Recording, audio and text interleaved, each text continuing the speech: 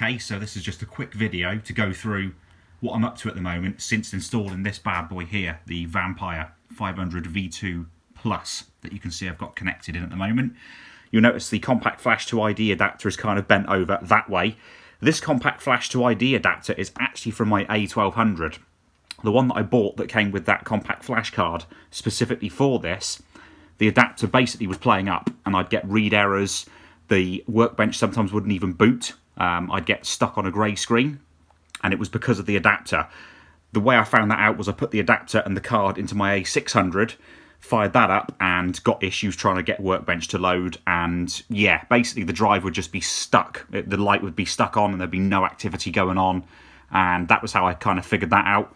I then grabbed my compact flash to ID adapter out of my 1200, plugged the new compact flash card in that I bought for this, and it's all up and running quite nicely. The other thing I've done, you'll see we've got a little Polaroid HDMI cable that's kind of running out the back and then is going off to my TV.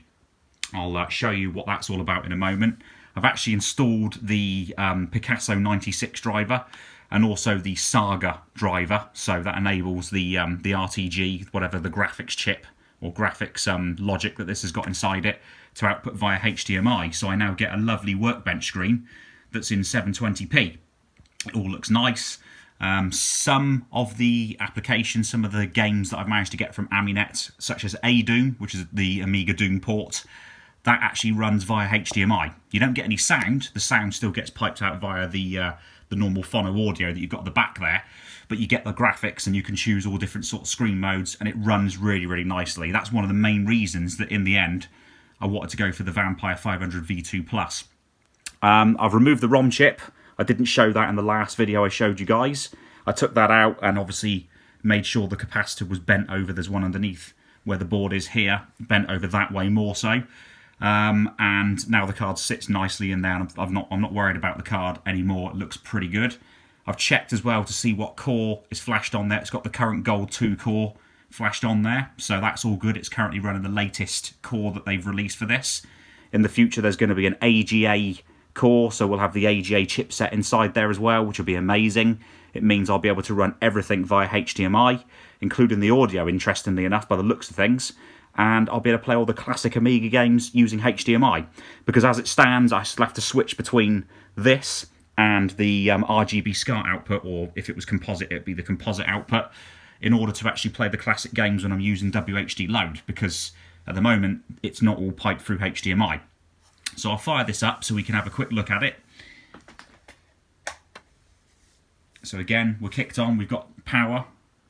The act light will come on as well, there we go. And because we're in HDMI mode, we actually get this Vampire splash screen come up. You have to excuse my messy setup. And then as the Amiga boots, the screen goes black.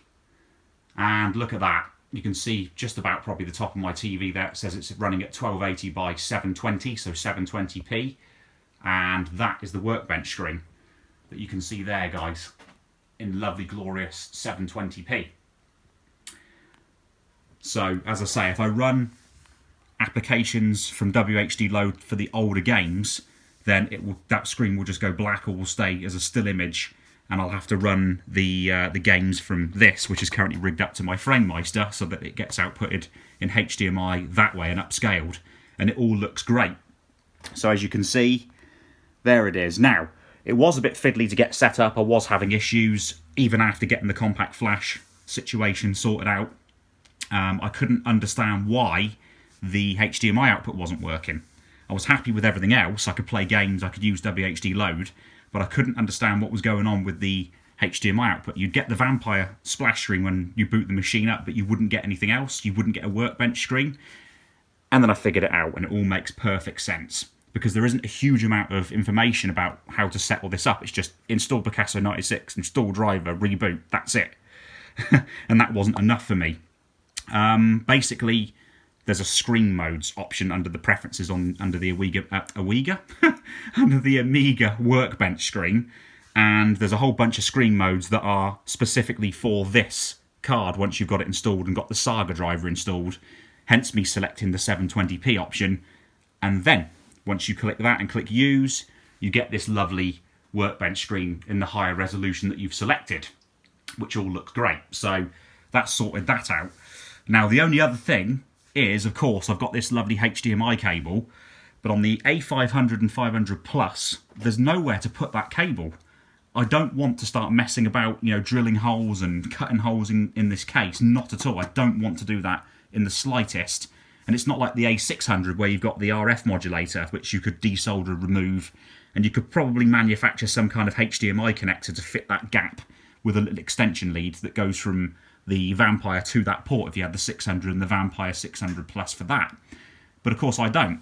So I've got this little issue here where at the moment I've just got this cable kind of hanging round out the back of the 500 Plus, and I'm not really sure what to do about it because I want to keep everything as standard as possible.